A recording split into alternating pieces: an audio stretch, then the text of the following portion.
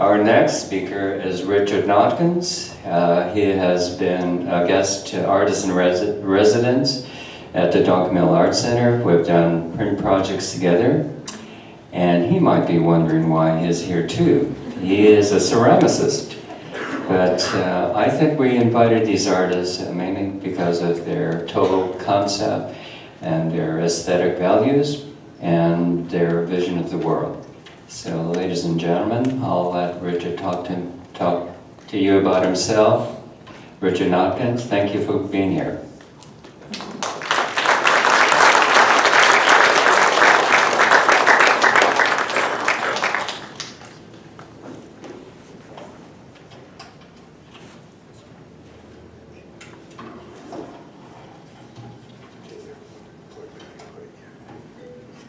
All right, well, thank you. It's a pleasure to be here, and yeah, I am a ceramic artist. I've done a little bit of woodblock printing and some other prints, but I was invited to speak about, well, they didn't tell me, they just trusted me. So I hope I don't let you down. I think in keeping with today's format, for my own ancestral upbringing, I'd like to say l'chaim, which means to life. Okay, I'm just going to open this up. Let's see, here we go. It works. Okay, now, oops, you're not supposed to see that. I do want to say that I'll be speaking for about 5 minutes without images, and then I'll be showing a number of images.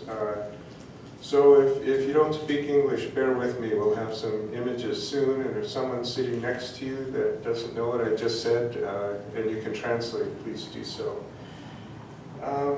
Okay, well, I want to thank all of the organizers of IMC 2017 for the opportunity to address this conference, and especially Setsuko and Hiroki Muranoi, who invited me to speak as an artist who's not particularly practiced in the great art of moku-hanga. I'm a sculptor and potter who works primarily in ceramics media, but who is interested in learning more and doing more in the realm of woodblock printing. I've titled my presentation, The Power of Art and Our Precarious Future. What is our role as artists in the world at large? How can we be effective in generating social and political change? Since the beginning of the 21st century, many artists have begun asking these questions in their work, and this expansion of social and political commentary is a rapidly growing direction in the arts as we face existential threats to our human civilization on our only planet. It is time to consider the many roles as artists, writers, musicians, dancers, actors, filmmakers, etc., in our changing world through the power of sheer creativity, occasional social political commentary, various social outreach programs, and myriad other ways. We are more than artists. We are human beings who need to restore sanity to our planet through our daily lives and actions. In today's world, restoring sanity is quite a daunting task, but to preserve the sustainable futures of our children and grandchildren, we cannot afford to turn away from whatever we can contribute to the necessary changes. These changes can occur in our daily lives, from recycling, conserving, and voting for positive change, and in our studios. The impacts of our many works, our collective creativity, can and should ripple outwards across our communities and even our planet, and impact upon the lives of others in positive ways. Works of art, whether functional pottery, figurative sculpture, abstract painting, woodblock printing, and or conceptual work, in all media, have always illuminated the potential of our species' creative spirit, with its positive effect on our myriad cultures and civilizations as a whole. Creativity is the polar opposite of destruction, and the collective efforts of all artists acts as a counterbalance to our species' destructive tendencies.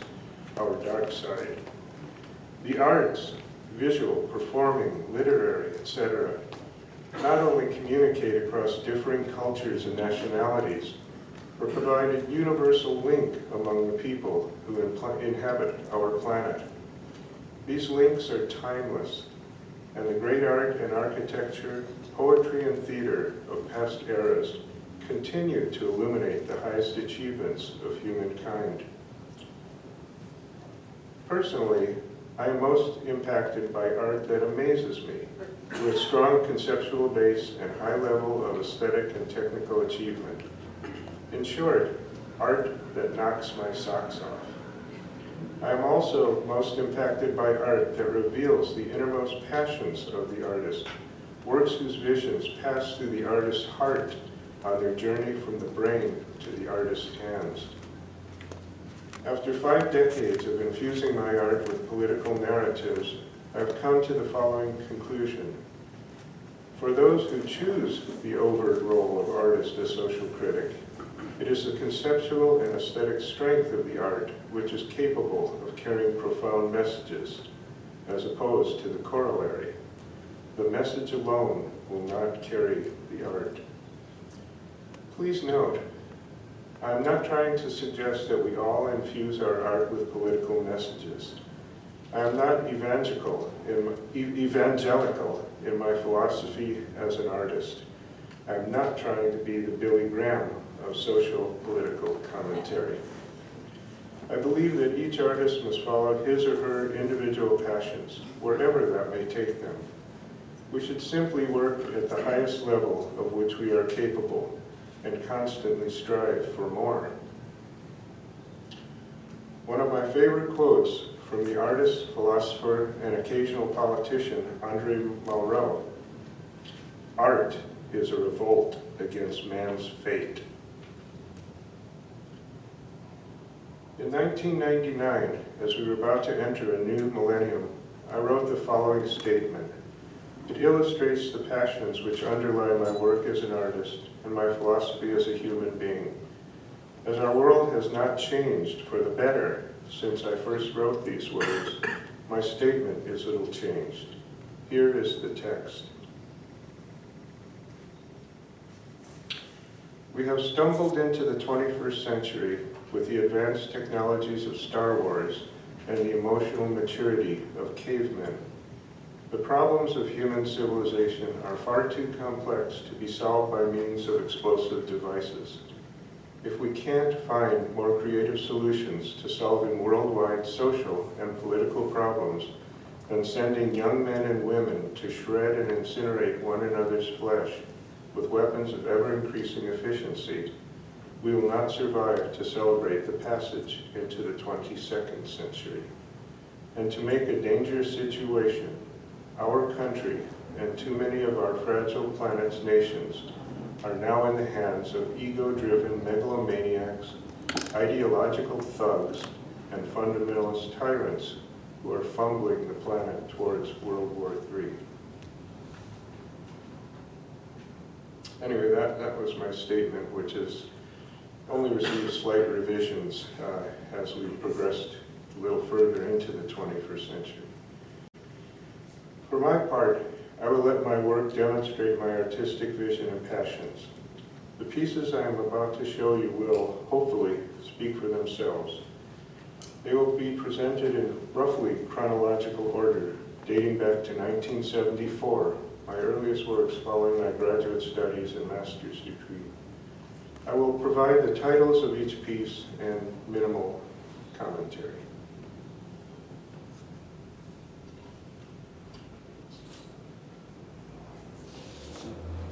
I hope I got the right chord.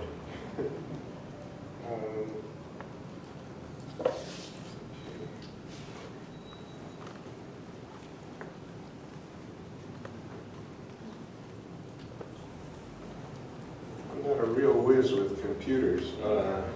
Technicians here? Let's see. I'm good with clay.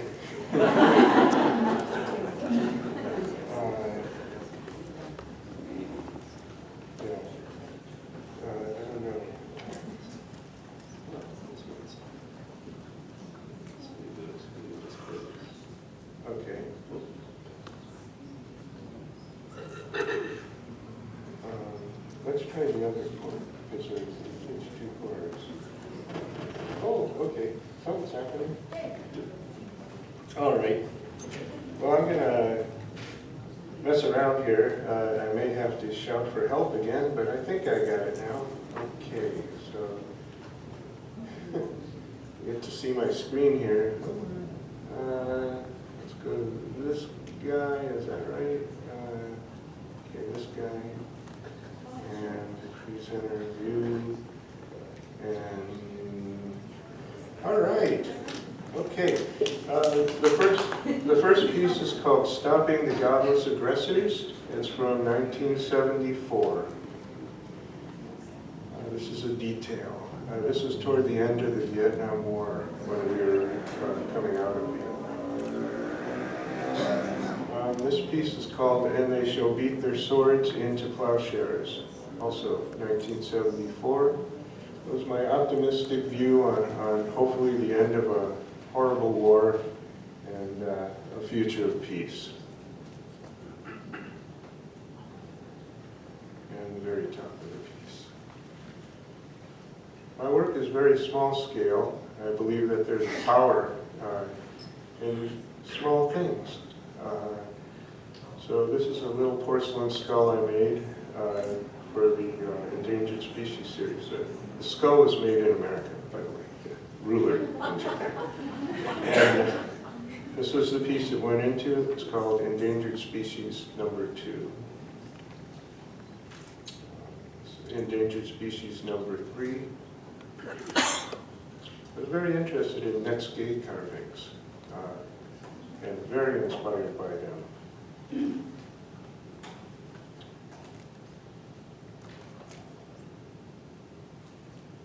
This piece is called Evil.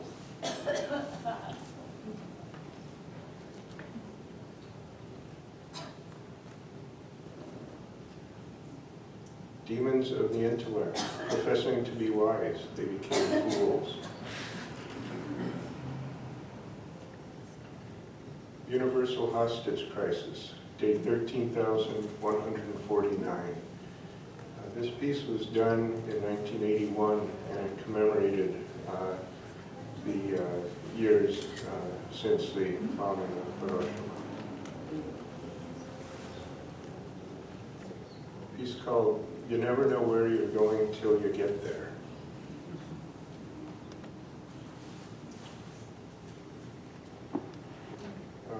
This is from a whole series of teapots that I began in 1979. This is the pyramidal skull teapot and 4 cube skull cups.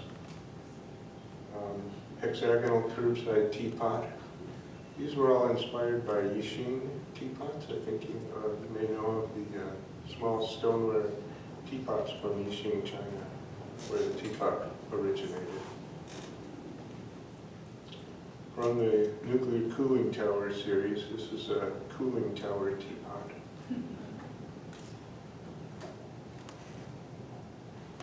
My activism in the art is anti-war, anti-nuclear, both power and weaponry. This is pyramidal skull teapot, military intelligence.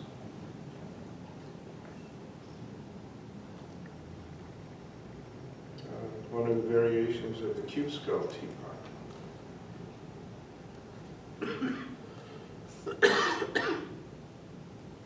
And another variation of the cube skull teapot.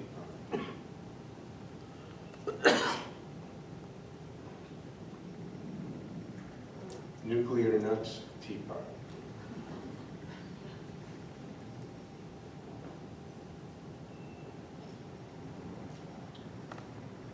Oops, this one disappeared. This one was called ethnic cleansing. But it's gone. Okay, let's see if the next one comes up. Okay. This is heart teapot, ironclad.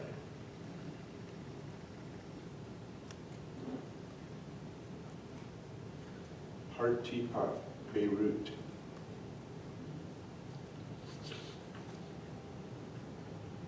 These are all functional teapots, by the way. is Art Teapot Salvador. There are other titles like Afghanistan, Phnom Penh, Da Nang, Tegucigalpa. This one is New World Order.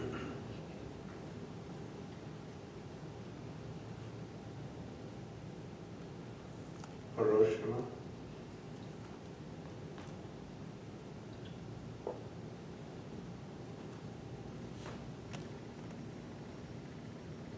Enola Gay, for some reason it didn't come up. This is Mace.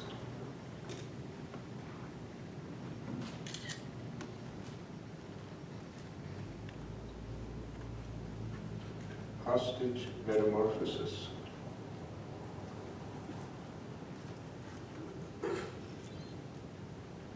And a detail.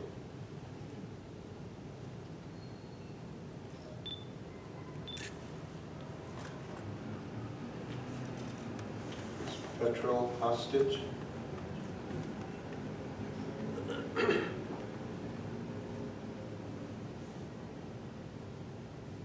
Internal Combustion.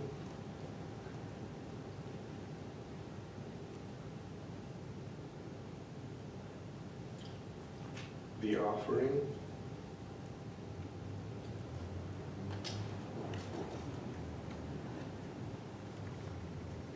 And a detail. In 1999, I began an installation project, and it was called Passages. This is the Passages installation, which includes a mural on the back wall, The Gift, and a piece called Legacy, a pile of over 2,000 stoneware ears. These are ears that don't hear, that don't heed the lessons of history.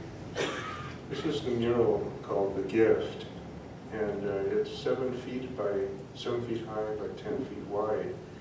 And it consists of a number of sawdust-fired tiles, relief tiles. When you get close, there are many images that relate back to the whole. A series of teapots I call 20th Century Solutions teapots. This is called It Will Be the Same. And the titles are after Goya from his disaster war etchings. This was Nobody Knows Why. And these are teapots, not dishwasher safe though, with or without reason.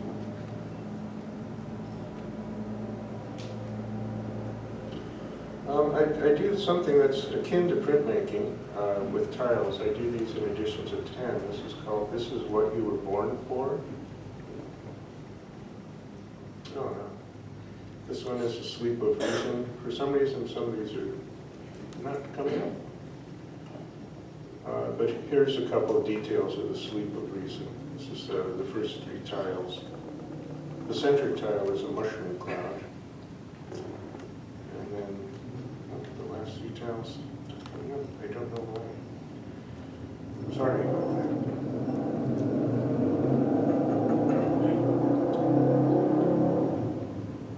Also not coming up. I wonder, did we go in the right port? Okay, this is T-Set Iraq 2007, and it includes things like collateral damage, WMD, product of USA, etc. This was called All Nations Have Their Moment of Foolishness. So it's about all of us, all Americans, not just this one personality. And some of the details, some of the title details.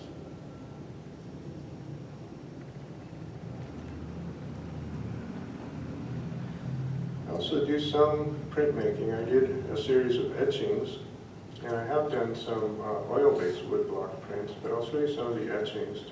This is called The Gift.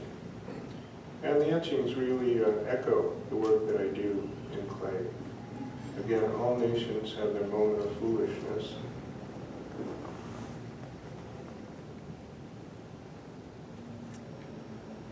WMD, product of USA.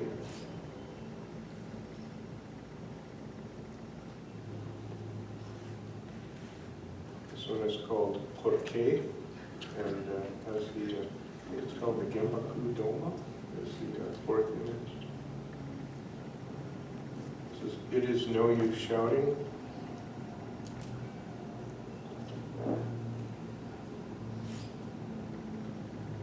And this is the mural I did based on that etching, also called It Is No Use Shouting.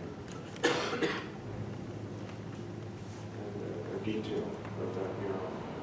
The tiles are fired in sawdust and get different colorations, and then they're arranged afterwards to form the image. Another detail.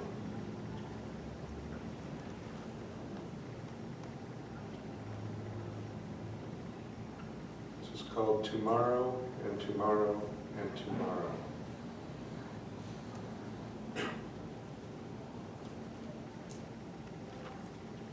A hard rain.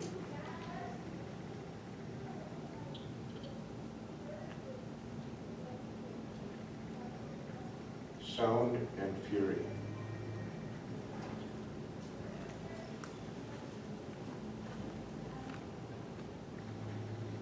You shall know them by their fruits.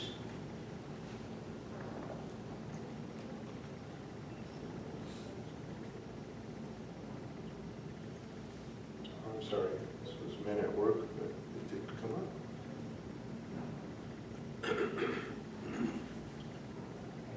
The endless irony of it all.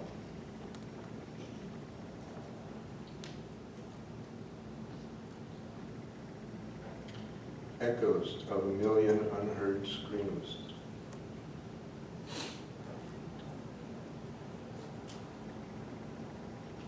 The last syllable of recorded time.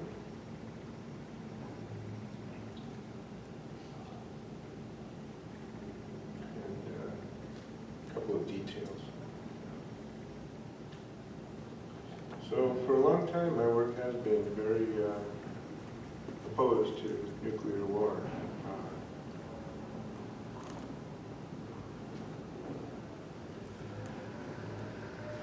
This is a new series I began last year. This is called Nuts, and it's based on Chinese hill jars from the Han Dynasty.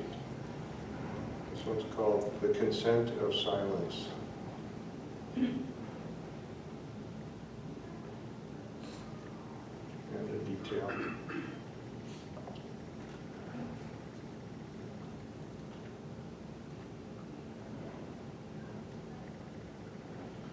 Yesterday, today, and tomorrow.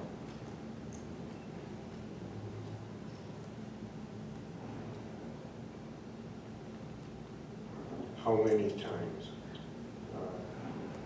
Bob Dylan's Blowing in the Wind, it's a line from that. And it was kind of an anthem of my generation, detail of how many times.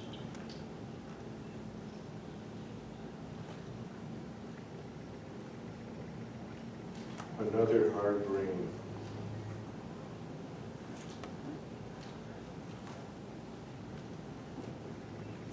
And a detail. So I mentioned, that we have to really be active. We have to be alert, aware, and active. If not for ourselves, certainly for our children and grandchildren. And oh no, my favorite slide didn't come up. It's my granddaughter Ava and me in an art museum. I'd love to end on it, but okay. Anyway, I just wanted to say, I was 14. I was born shortly after World War II, and I was 14 when the Cuban Missile Crisis hit. And we lived in Chicago, very near downtown on the south side. And I begged my father to put a fallout shelter in the backyard. And my father, and I said, Dad, why can't we put a fallout shelter in the backyard? And again, in that Jewish tradition of answering a question with a question, my father said, and we would come out to what? He said, better to go in the first blast. But ever since then, I have been very much an anti-nuclear, anti-war activist. And I've got a few minutes left, so I didn't plan on doing this, but I did write a poem last week. It was shortly after,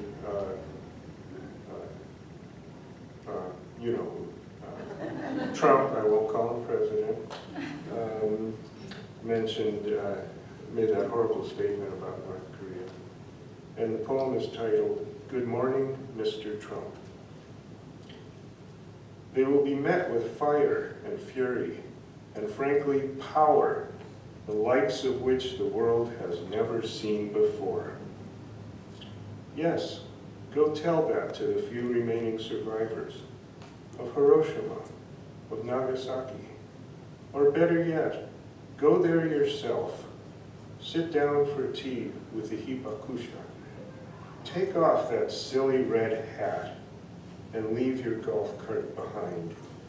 Stroll through the museums, walk through the parks, take in the monuments and artworks that memorialize those fateful moments in August 1945. Stay a day or two longer than the usual 15-minute photo op, and write something not about yourself and your new friends in the guest book. So, anyway, I think there are many ways that we can reach out as artists and express ourselves. And I'll just finish with one more little anecdote. I do quite a few workshops and lectures at a lot of universities, and 15 years ago I was at the University of Oregon in Eugene, and at the end of my talk on my work, one of the students said, well, Mr. Notkin, what would you do if universal peace broke out and the last nuclear weapon on Earth was destroyed? I've had a lot of questions, but never that one. This time I had to think. I thought for maybe 10 seconds, and a light bulb went on in my head. I just looked down at it and I said, nudes, lots of nudes. So on that note, let's get that piece going. Thank you.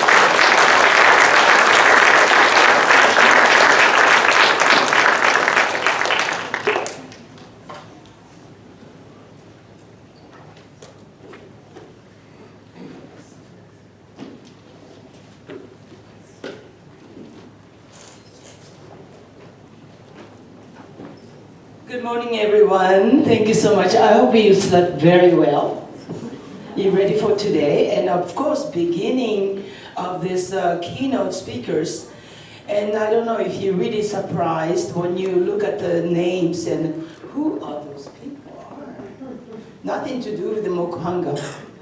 And the Keiko, and we discuss about quite often about this and what we're going to do this. When we okayed, we're going to do this.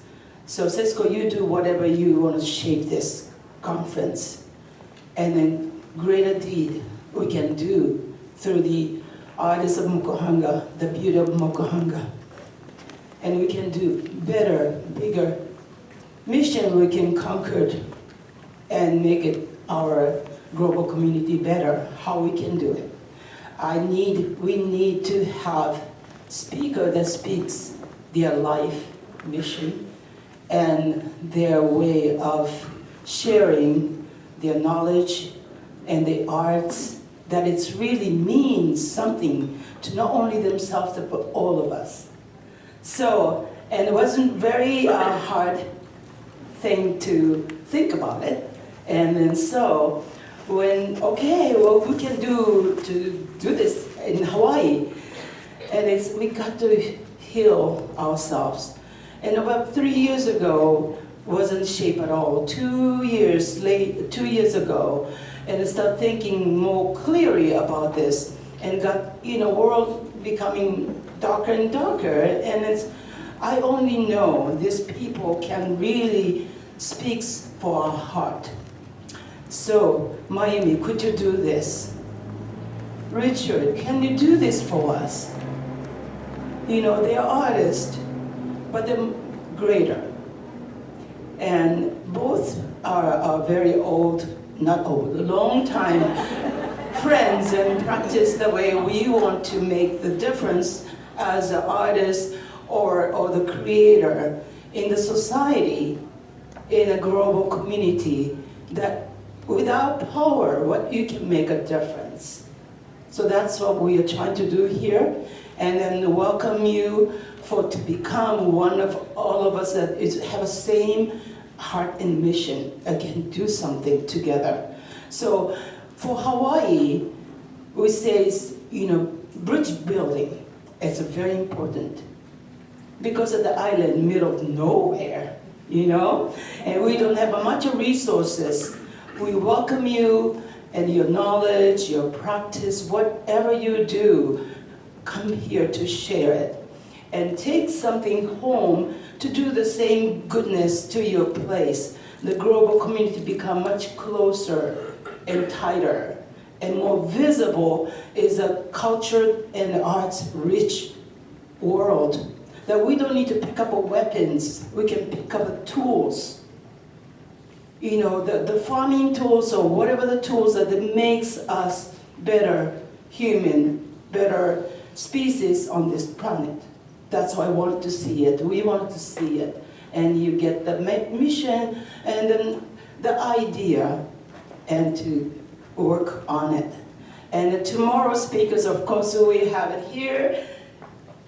Our former ambassador, Mr. Kondo.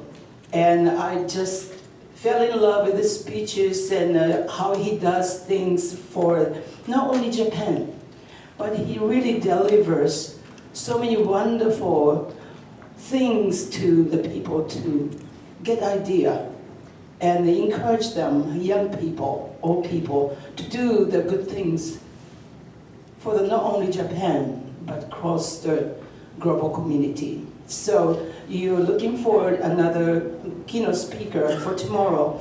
But today, after this, we have two paper presentation going side by side. And also the art building demonstration, one at a time, but also happening at the same time. So you have to pick and choose where to go. I'm so sorry that you might miss some, and you have to figure with the friends or whoever, exchanging the notes and stuff like that. And then make a friends, make a bridge, and make a program, your project going among yourself. And then so that we can really connect it.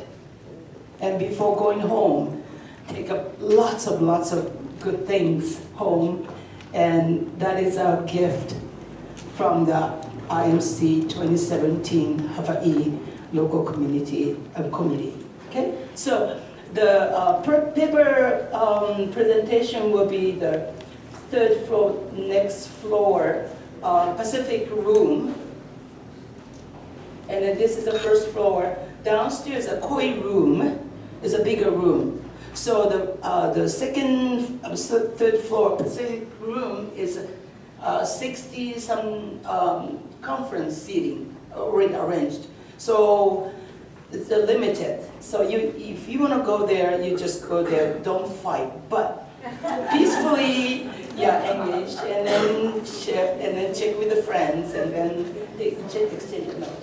Okay, so starting from here, you go upstairs, the third floor, for that one Pacific room in the central area, one of the Asian and Pacific, back to back.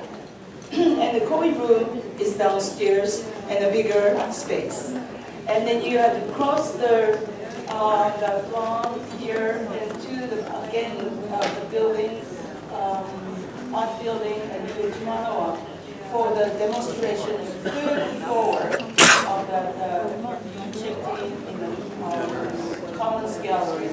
If you need information, anything, somebody in the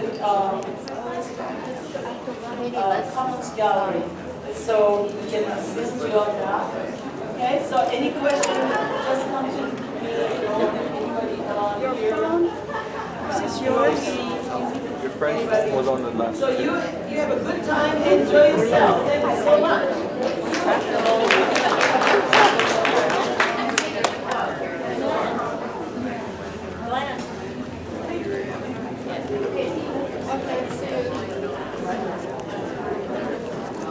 Again, please watch your time.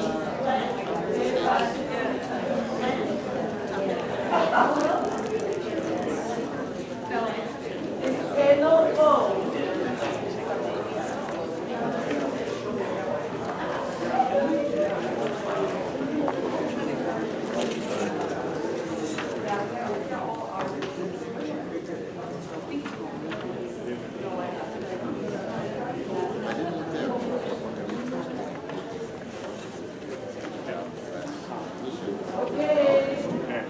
Presentation starting.